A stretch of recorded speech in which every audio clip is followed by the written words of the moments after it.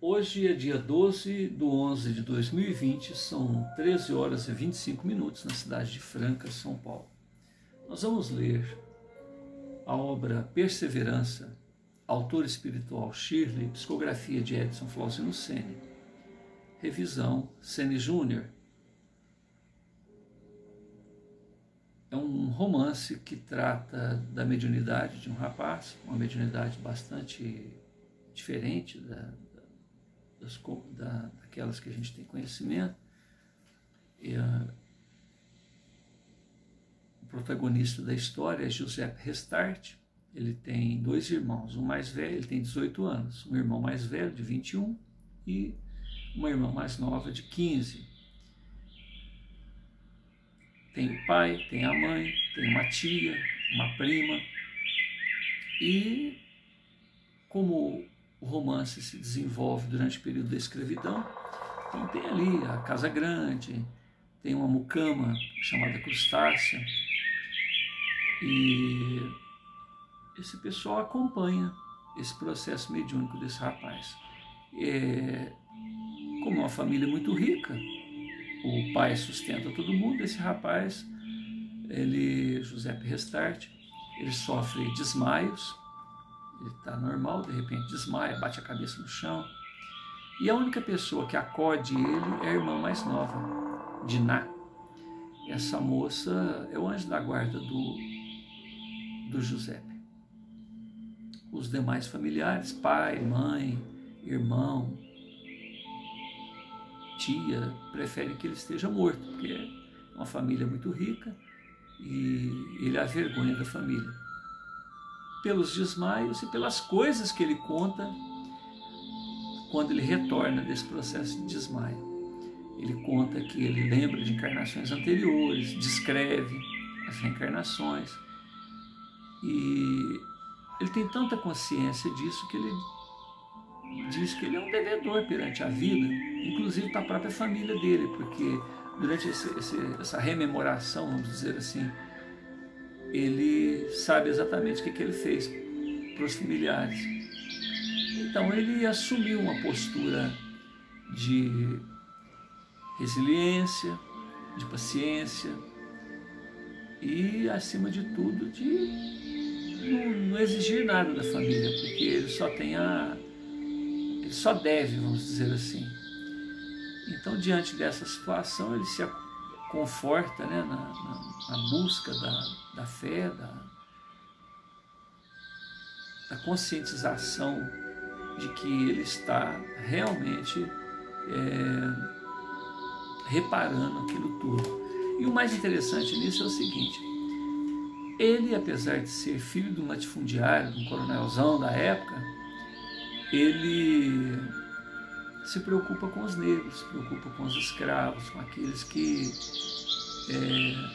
sofrem a ação justamente desses momentaneamente favorecidos pela história, né? Os privilegiados da história ali. E nesse processo todo é que se desenvolve o romance. Então, página 1, Perseverança. Era tarde e o sol já declinava no horizonte aos fundos da residência do jovem Giuseppe Restart. Com seus 18 janeiros, ele se encontrava meditando à beira de pequeno caramanchão. Às vezes, Giuseppe passava por um estado alterado de consciência, desdobrando-se em espírito e se vendo na forma de um homenzarrão bruto, fisionomia rústica, e para seu pesar, naquela oportunidade, ele cometia atos ilegais e imorais. Chega a sofrer ataques epiléticos, seguidos de desmaios. Então ele se recolhe a confiança em Deus, que sempre o avigora em promessas de melhoras. Só para esclarecer, eu vou fazer algumas correções durante o processo de leitura. Então ele sofre ataques epiléticos, que seriam os desmaios, né? desmaios, com espasmos.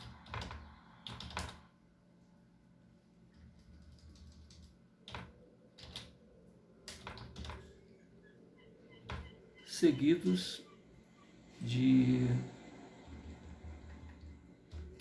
parada cardiorrespiratória.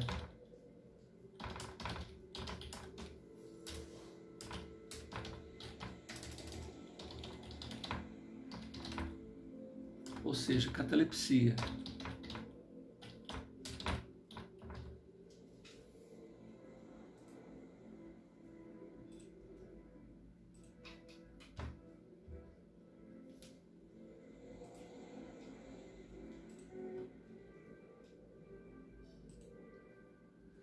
Os familiares de Giuseppe o tinham por sonhador, sonâmbulo, anormal e desequilibrado, filho de pais orgulhosos e ricos, os quais se sentiam violentados com a rotina do rapaz. Eles tinham vergonha do Giuseppe. Grandes posses materiais garantiam a estabilidade financeira de sua família, bem como dava ao Giuseppe a oportunidade de penetrar no infinito de si próprio e de apreciar aquilo que a sua mente abarcava sem prejuízos à própria sobrevivência.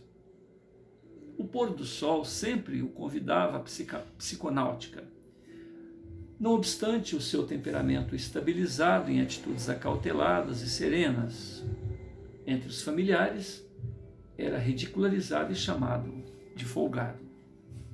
Giuseppe, apesar de ajuizado, sereno e paciente, não encontrava as palavras para explicar aos seus comensais em relação ao tempo empregado nestas introspecções e os benefícios que delas obtinha, se limitando na afirmação de que precisava rever o que fez de errado em outros tempos e que também deveria encontrar os meios de se redimir. O sol se punha devagarzinho, abençoando com seus últimos raios luminosos as serras e os montes, apresentando as belezas celestiais aos que têm olhos de ver. Quando então surge no zimbório o argênteo brilho lunar, Giuseppe Restart assiste deslumbrado ao movimento celestial, embalado pela sinfonia das aves, anuros, cigarras e grilos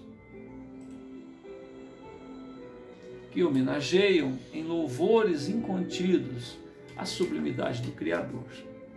Até que meiga jovem em suas 15 primaveras lhe toca gentilmente os ombros. É a sua querida irmã Dinah, que compreende e aceita a perspectiva de vida do Giuseppe. Docemente ela lhe dirige a palavra: o céu está lindo, mano, e parece que você, percebendo a ocasião, iniciou mais cedo a sua peregrinação pelas estrelas.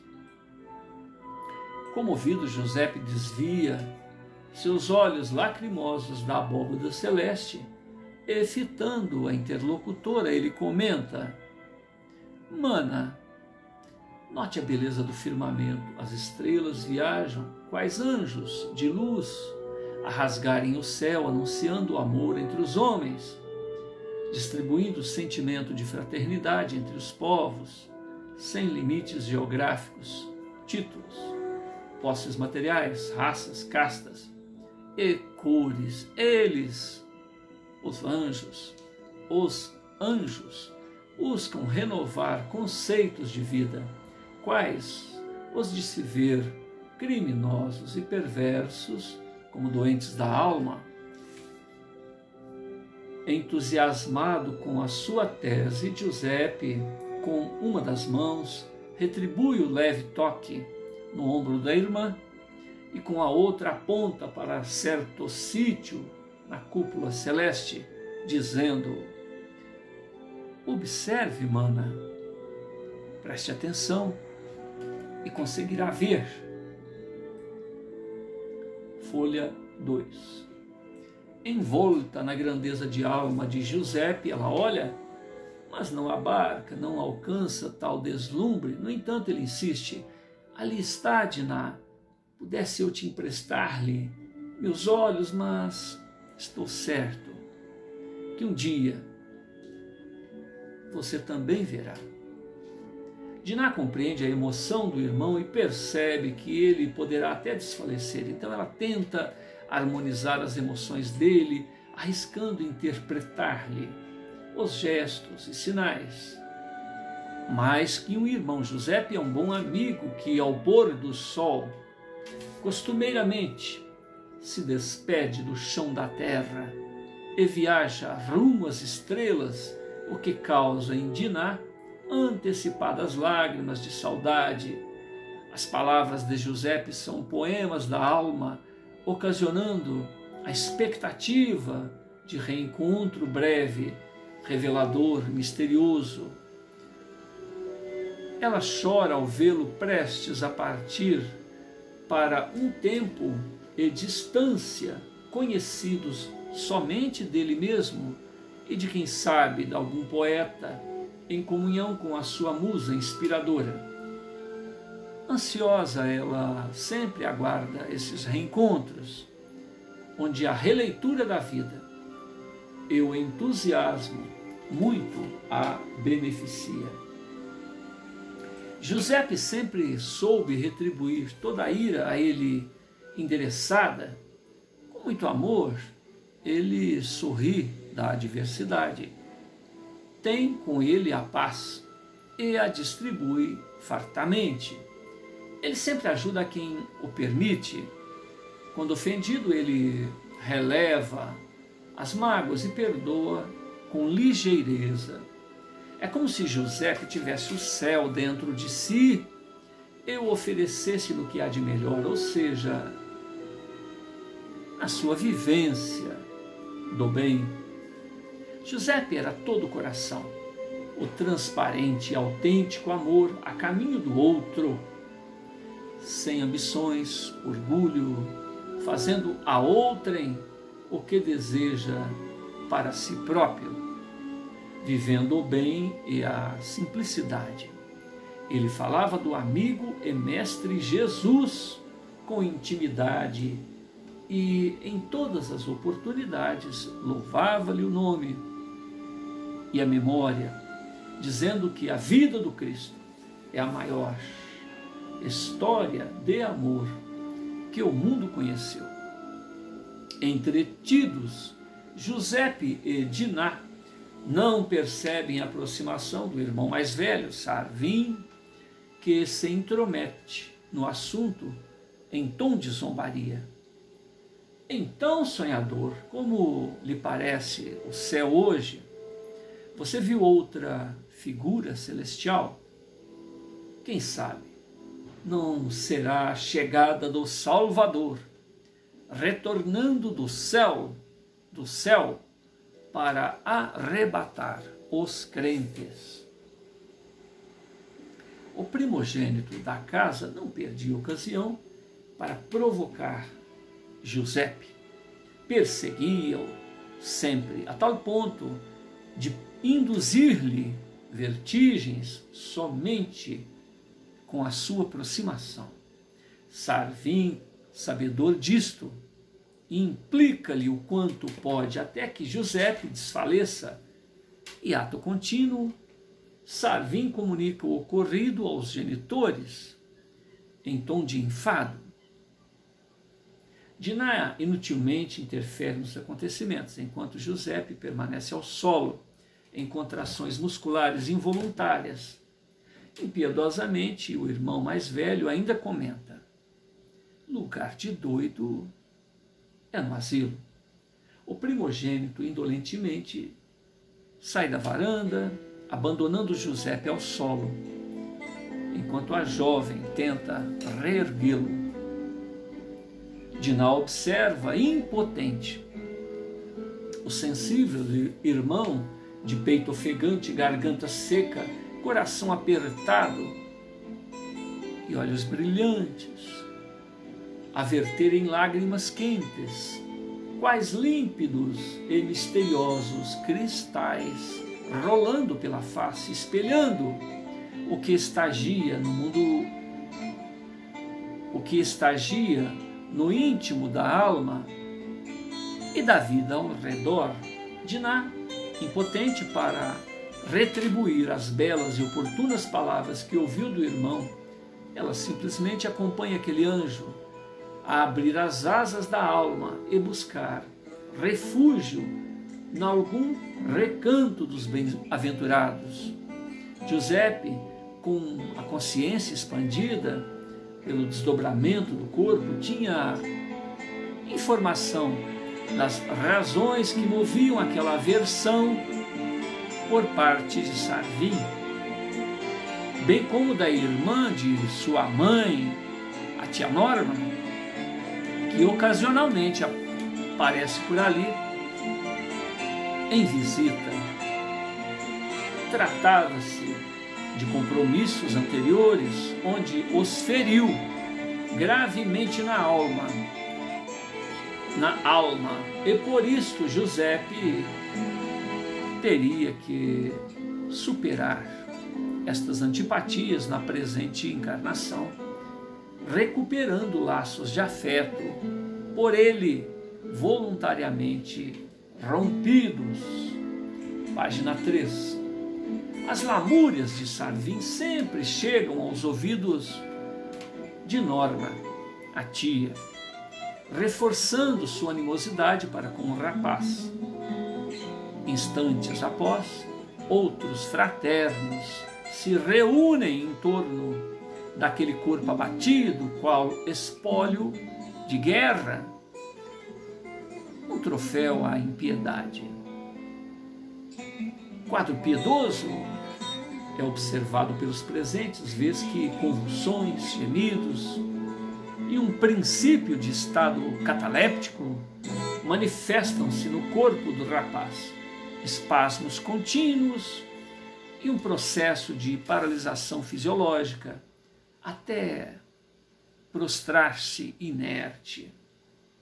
Se o médico fizesse um check-up em moldes populares, atestaria a morte daquele indivíduo por falência cardíaca e respiratória. Grave lição da vida poderia ser auferida aos observadores deste quadro pelas tantas vezes em que Giuseppe foi humilhado em decorrência de seu estado de saúde e cuja calma e autocontrole se mantinham diante do cinismo e da impiedade dos seus algozes, os próprios familiares, os próprios domésticos.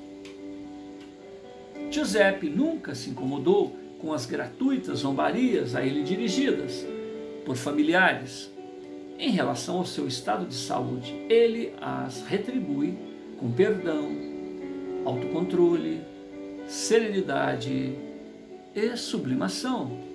Às vezes, sem as janelas da compreensão da alma, se fica sem entender por quem os sinos celestes dobram, entusiasticamente homenageando os verdadeiros e desconhecidos heróis, cujas almas despertas, perseverantes, que percebem gratamente a solidariedade a verter dos céus em seu socorro, o calor fraternal, as doces vozes que em uníssono louvam a misericórdia divina, que a todos retribui a possibilidade de se reabilitar junto à própria consciência as situações em que se equivocou e os corações a quem feriu. Ainda são desconhecidas estas lições para aqueles que rastejam nos primórdios evolutivos, mas cujo esforço de si próprios, sob os auspícios da perene, irreprimível e brutal evolução, irão compreender a solidariedade universal e a infinita misericórdia divina.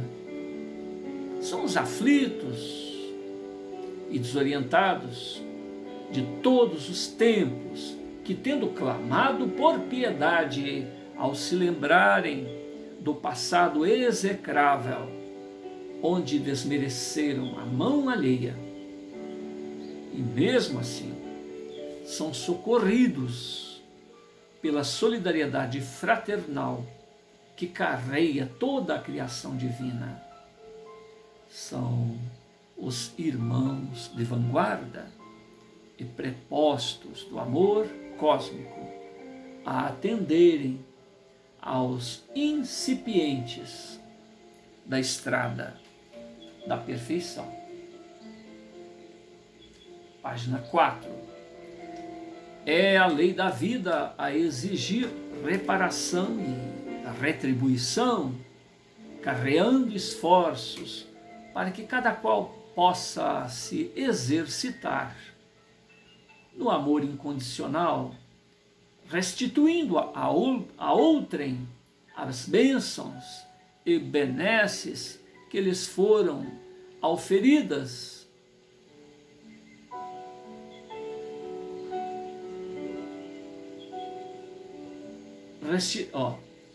Repetindo, é a lei da vida a exigir reparação e retribuição, carreando esforços para que cada qual possa se exercitar no amor incondicional, restituindo a outrem as bênçãos e benesses que lhe foram auferidas por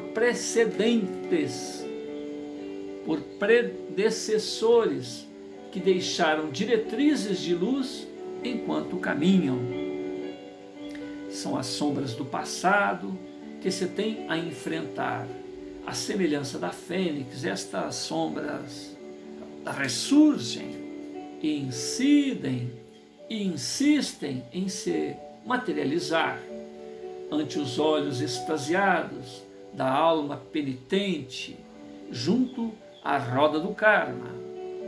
De um lado está o olhar de rendição e esperança do coração contrito e arrependido, de outro a presença severa e devoradora dos desafetos e as vítimas destes crimes e enganos dos arrependidos. É a evolução anímica ofertando a reparação e o perdão. O algoz é beneficiado pela graça divina e muitas das vezes pelo perdão dos ofendidos, o que o inspira a também se permitir a outrem que a vida siga adiante. Em paz e segurança, compreende que os conflitos e remorsos inúteis apenas paralisam esforços. Ninguém se esquece da experiência e do fato ocorrido, uma vez que a memória deve trabalhar na construção do ser e não na escravidão pela culpa a um passado de equívocos, assim permitindo que uma época nova e bem-aventurada se instale e floresça no coração das almas evolvidas. Arrepender-se e trabalhar na reparação é o lema de todos os despertos para a estrada da perfeição. Saber onde errou nesta caminhada para não se cristalizar em enganos e seguir adiante em trabalhos abençoados pelo amor. As almas têm mistérios que estamos longe de desvendar Estagiamos em milênios por sítios evolucionários, dormindo no mineral, sonhando no vegetal e se agitando no animal, até o despertar consciente em a humanidade. Rememorar o que fomos é a retrospectiva do progresso alcançado. Não há um monstro desconhecido a ser trancafiado pela vergonha no porão da memória. Monstro alimentado pela culpa. Monstro do qual desesperadamente se aventura a escapar. É o passado que nos permitiu exercitar as faculdades da alma. É o passado que nos proporcionou riscos e também nos proporcionou o seguir adiante dentre as adversidades, aportando ao momento presente com valores novos e a consciência desperta. Não há o porquê se envergonhar, se omitir ou fugir da lembrança das épocas de ignorância. Afinal, tudo foi útil na construção do nosso caráter e lucidez. Página 5. Há um esforço caudaloso por parte de todos os caravaneiros da cidadania cósmica em retribuir gratamente ao milagre da vida, ofertando às novas gerações esta nossa vivência, atestando as experiências que lograram a nossa compreensão do amar sem exigências, sem aguardar retribuição ou pressa. Afinal, a imortalidade é a dádiva de todos, atrelada à lei do progresso. Esta ciência anímica é um tribunal às avessas dos moldes estabelecidos pela justiça do chão da terra, que liberta o vivente quando se arrepende e se esforça por reparar danos, reatando os laços afetivos rompidos por decisão própria em momentos de infância espiritual. O mal deve ser extirpado, certamente. Não puni-lo causa revolta e ainda o mantém. A justiça divina não se recolhe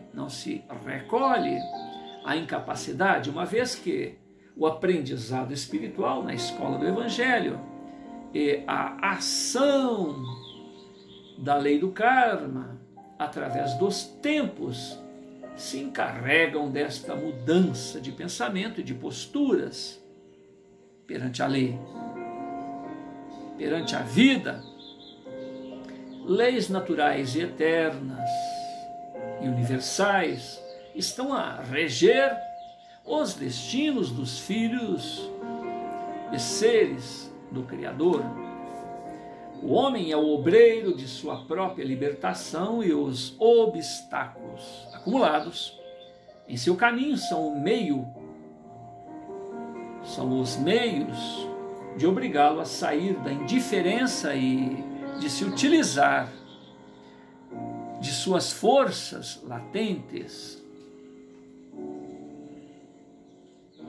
Orgulhosamente presumir saber o que não sabe é tão prejudicial quanto ignorar o conhecimento das verdades que proporcionam o bem, o glorioso progresso e o caminho da felicidade. A sabedoria é ter consciência da própria ignorância, ter a mente sempre atenta as lições da vida. A lei natural fornece o direito natural decorrente do cumprimento de deveres a reger todo o cosmos, seres, espíritos deste universo infinito. A lei natural é o paradigma a inspirar legisladores humanos como bússola superior. A lei natural é a regra suprema da legislação. A lei natural é a filosofia perenes a nortear as legislações humanas. A verdadeira felicidade consiste na paz de consciência, decorrente do cumprimento das obrigações. E a verdadeira riqueza está em não se iludir com tantas necessidades. A benesse do amor se autolocupleta e tem o preço de doação incondicional. Quanto mais se doa, mais se tem. Apesar das eventuais ingratidões dos beneficiados. Página 6. Lei natural é a justiça. Lei natural é a lei de justiça. Lei do karma, embalando retornos à vida física, e também é a lei dos estados de erraticidade.